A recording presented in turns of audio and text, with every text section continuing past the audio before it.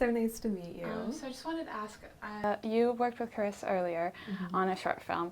What was it like working on the feature, and how did you get Anna involved as well? It was so wonderful working with Karis. We've been working together for 10 years, actually. We met doing a production of Julius Caesar at university, and we've been friends and collaborators ever since. And that definitely really helped on set because we have a shorthand and we had a lot of trust between us. We cast Anna in a more traditional process, but when we did our chemistry read, Anna and Karis just had sparks flying, and we knew Anna. Anna was the girl for us. She was our scummy. So after speaking with the girls, I also wanted to ask you, how did it feel to have like all the females on set working together? I felt so cool.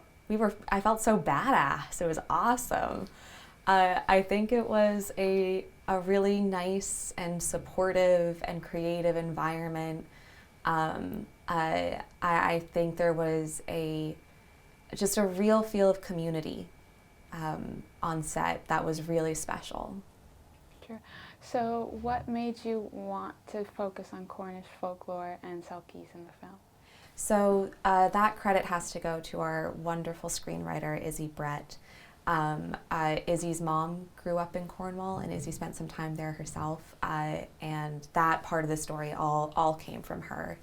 And it was a really beautiful challenge to get to direct it. I read all these Cornish folklore books, and I read a bunch of Selkie myth, which is Celtic, and it was really fun. It was a really fun research wormhole to fall down.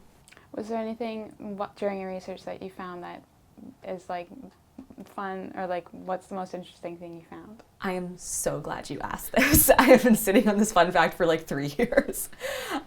One of my favorite things is that there's a bunch of debates of like how the Selkie myth originated. And there's one story that the Selkie myth originated when Spanish sailors came to Ireland and the ships crash. And the Irish people on shore saw people swimming, and when the black hair came out from the water when it was wet, it looked like seals' heads bobbing in the water, and then they came. And so I quite like the idea that there was like some Irish girl who got a Spanish boyfriend way back in the day, and she was like, what if my boyfriend was a seal? I think that's a nice little idea. That's so cute. Though you said the script was written before you came, do you think that it could have worked? Because I feel like having the Selkie be, like, though she presents as female, it feels like as a queer relationship it works better. Do you think it could have been done like with a male and a female, or do you think it works better with two females? I think it could have been a heterosexual dynamic, but I think it would have lost a lot of like the sparkle and subversion that the queer context brings to it. I also think like, am I allowed to curse on this? Can I curse, Karis? Sure. Thanks. I think like Scummy and Inga have they pull some bullshit that only lesbians can do, if you know what I mean. And it feels like a very, very queer relationship to me.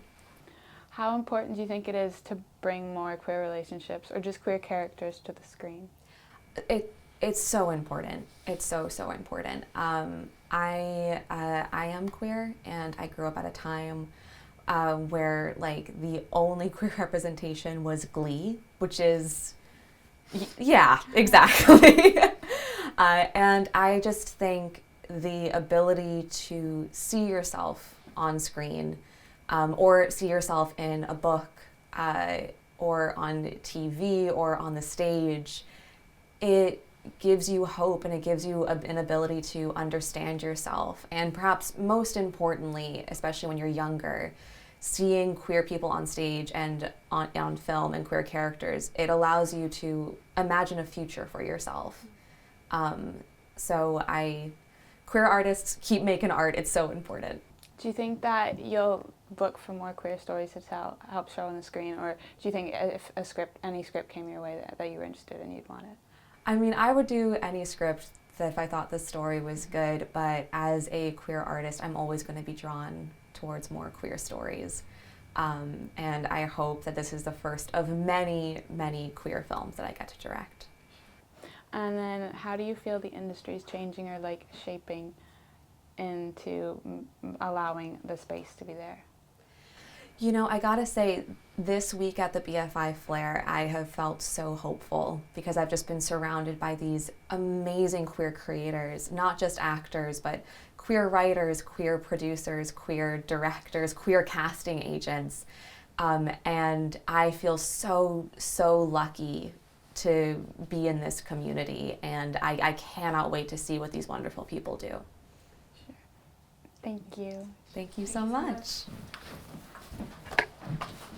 Good. Thank you.